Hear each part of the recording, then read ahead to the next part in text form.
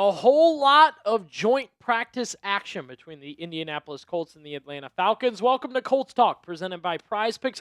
Be sure to use code HMA. You'll get $150 in bonus lineups when you play your first $5 lineup and win on PrizePicks. We're on day 2 of the joint practices between the Falcons and Colts. We're going to react more of what happened today, just because we weren't able to do it yesterday. We also have some notes to give as well. Good to see the Colts just out there against somebody else, right? That's the big deal with this 1-2 punch of days against the Atlanta Falcons. Let's begin with Tyler Warren. That is what everybody kind of wants to know about. First things first with him. He did suffer a groin injury yesterday, went down during practice, came back out. His leg was wrapped. The word right now is it's okay, it's nothing serious, and he should be back in a week. Now, this is a big deal and a good thing because Breece Hall of the Jets also had a groin injury.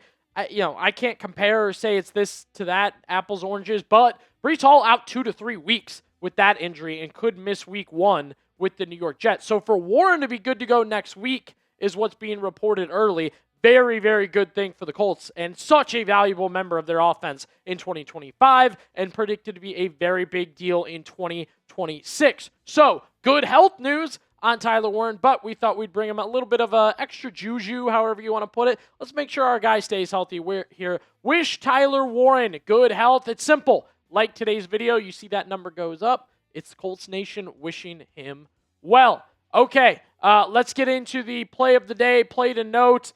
Yesterday, it was Justin Walley's pick 6 off Drake London. Yes, that is him kind of jumping the route there. That was all over Colts Twitter. It's a good look for Justin Walley. And again, I don't want to get too much into yesterday compared to today's instant reaction, but we had to note, good stuff from Walley there. That was the play of yesterday. He gets the jump on London, makes the play. Also going at it with Drake London today, Justin Walley. Lot of corners, DBs, safeties going at it with Drake London. That's the Falcons' number 1. They were funneling him the ball. They were really going at him. It looks like Walley held his own. Had good coverage in a couple plays. Even a play where it looked like Walley got beat, didn't give up on it, and jarred the ball loose at the last moment. Our guy. ACL tear last year in the preseason. Really gruesome for Justin Walley. Comes back this year. Looked like he was really going to have to compete with a bunch of different names at the nickel position. And then, to be honest, they just slowly, nobody came up with him. It's just him at the nickel position. So I was interested, is he looking good? Is he earning it? Absolutely. That's what we're seeing in these joint practices, in training camp so far. Vibes very high. Good vibes for Justin Walley. Looks like a real quality nickel corner for this Colts defense. Let's transition quickly. Keenan Allen made his Colts debut. That's right. Keenan Allen suited up. Number 10 for your Indianapolis Colts. Kind of surprising, but hey, got to do it, right? Keenan Allen will wear number 10. He did individual drills. He did team drills. Look, from the videos I've seen, from Reggie Wayne joking with him, from tripping over a ladder, it did look like Keenan Allen was a little rusty. I'll be honest with you. And he did have some one-on-one moments that I thought the same thing. I saw him running these routes. I saw him running around. I thought to myself, looks rusty. But hey, that's okay. We don't necessarily know what he's been doing in the offseason. I will say, though, a lot of you noted he joined this late because he didn't need training camp. Well, here we are. It's the prime of training camp. It's joint practices. It's preseason. He had some nice plays still. He seems excited. Obviously, you got to get back to it. You're getting acclimated with the quarterbacks, with all that other stuff. But Keenan Allen, number 10 for the Indianapolis Colts. That one was a little bit of a shocker. It is good to have him out there for Indy. You kind of had to wonder how quick this whole thing would go, when they would want to transition him. I don't expect him to play this weekend for the Colts in the preseason, but again, a big signing at wide receiver in Keenan Allen, so it was good to get him out there and start getting him acclimated with Daniel Jones and others on the offense.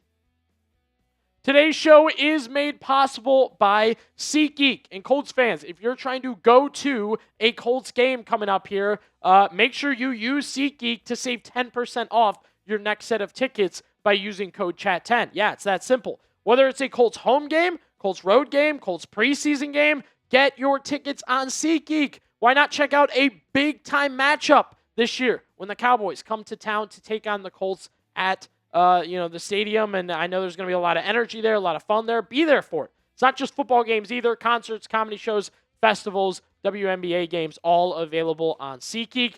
Whatever it is, SeatGeek has you covered. Each ticket's rated on a scale of 1 to 10, so you know you're getting a good deal. Just look for the green dots. Green means good. If you see red dots, red means bad. And, of course, I'll give you guys that code one more time so you know it. Use code CHAT10 for 10% off your next set of tickets at SeatGeek. That's 10% off any tickets with promo code CHAT10. Make sure you click the link in the description to download the app and have the code automatically added to your account so you can use it later. Thank you, SeatGeek. Injury update for you guys. What we kind of learned today at the joint practices, training camp, however you want to put it there. Yes, Tyler Warren out for this one. Alec Pierce, we knew he would be out for this one. Anthony Gould on the bubble on the, whatever roster cut candidates. He's definitely looking like a name that could possibly go due to the injury stuff, which really stinks for him, is what it is there. We continue to watch Charvarius Ward, who has a back injury. I'll note once again, I am concerned about Charvarius Ward. I don't like that we're seeing him out with the back injury pretty consistently at this time. And Nolan Rucci, fighting to make the roster here for the Colts. He's out at this point in time as well. Now, DJ Giddens back for Indy. This has been a tough one. He's been in and out with the hamstring injury. It's been pretty difficult for him to stay on the field to start. Pretty disappointing for me because this is a guy who we thought would be competing for running back 2, the running back 2 spot. He missed, obviously, the first game. Then he came back. Then he hurt the hamstring again. Now he's back again. It's just a little turbulent.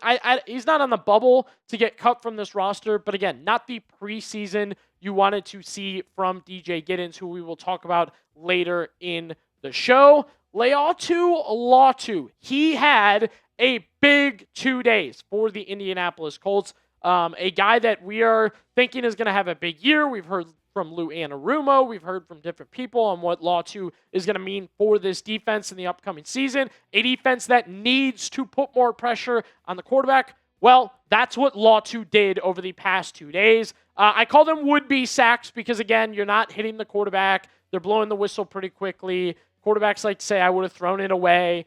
Whatever you want to say there with Latu. But he had 3 in 2 days, which is really good and solid overall for the competition against the Atlanta Falcons. And again, the Colts searching for answers to get after the quarterback, a guy they used a mid-first round pick on in Latu, a guy they are now hoping takes a step forward. I've been told by a lot of people, right, Lou Anarumo, other people on the Colts, that he's going to take a step forward. There's only one thing left to do. It's up to Latu to show us that he's taking that step forward. 3 would-be sacks in 2 days joint practices. Good place to start. Who you got on Saturday? It is the Colts. It is the Falcons going at it in the preseason. Riley Leonard getting the start for the Indianapolis Colts. A little bit of Tua, probably Cooper Rush for the Falcons. Tough to gauge, but I'll ask you, who you got? Type C for the Colts, type F for the Falcons. Last joint practice, tough one for Sauce Gardner. Again, one-on-ones are wild because you can do 10 one-on-ones, but if you get burnt and the social team got it, it's out there, right? And that's what happened to Sauce. He got burned. It went viral. Wasn't a good look. He also had like a deleted tweet at one point, just like same thing where it's like, he was like, that was 1 rep. Like, I don't know. He kind of put it in his own words there, but ended up deleting that. A lot of drama. He certainly looked like he bounced back today. It was Sauce. It was Drake London. Again, Drake London's the guy for the Falcons. So you keep seeing Walley against London, Sauce against London. We'll get Cam Taylor-Britt against London here in just a second. Just look like good, fun back and forth for Sauce and Drake London. And you know, when you get in these 11-on-11, 7-on-7s, red zone, it's tight. It's tough to stay on a guy, and it looks like Sauce had a good day overall against Drake London. And then, you know, look, if it wasn't his best day, if he lost 2-1 instead of winning 2-1, as that tweet there said, you could still say, like, hey, Sauce gets good reps in this scenario, and he's going to be a big part of this defense as well. Felt kind of like an awkward transition last year after the trade. Was still dealing with some health stuff, but he eventually gets back.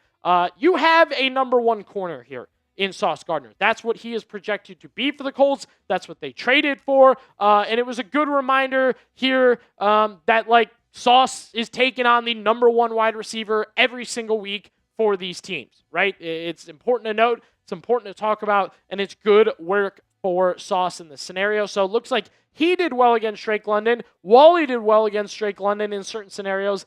Cam Taylor-Britt appears not to have done as well against Drake London. Again, certain scenarios, certain deals. Cam Taylor-Britt trying to get acclimated to Lou Anarumo's defense, reunited with Lou Anarumo. I still think it's going to work out okay. I think he's a good depth piece, but had to be noted, it looked like he struggled a little bit here against the Falcons and Drake London and the coverage and all that there. We've highlighted a lot of strengths for the Colts. I think a good opportunity now to get into some weaknesses for Indy in this scenario. Over 2 days of joint practice, appeared the Falcons ran all over them. The Colts could not run on the Falcons. The Falcons' run defense appeared to be very good, not just in day 1, but in day 2. And that's a serious concern for me. I think it's definitely something we need to talk about, something we need to go through. And I know during the joint practice stuff, it is one of those scenarios where running is a different thing because you're not tackling as much, push and pull up front. But it definitely seems like the Colts struggled on the offensive line to move the ball a little bit for Jonathan Taylor and company. Concerning? That's a good question. It's actually our prize picks question, which you can feel free to answer. What is your biggest concern with the Colts, in your opinion? While you guys are answering our prize picks question here, I'm going to go through a lineup yesterday from PrizePicks.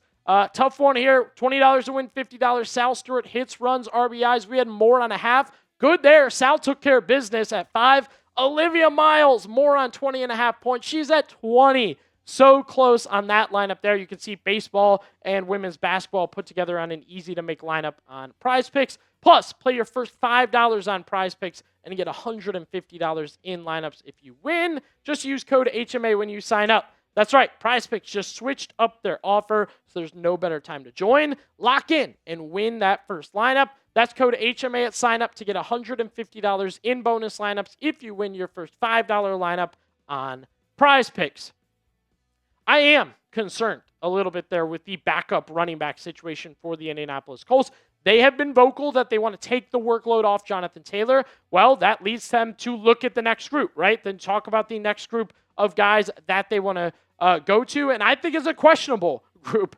Taylor, okay, great, franchise back, all that. DJ Giddens out with the hamstring, can't stay on the field.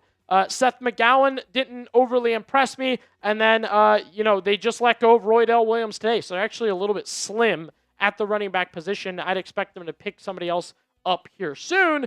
Anderson Castle, thought he was good, thought he ran the ball hard, thought he had some nice moments against the Patriots in that Thursday night game.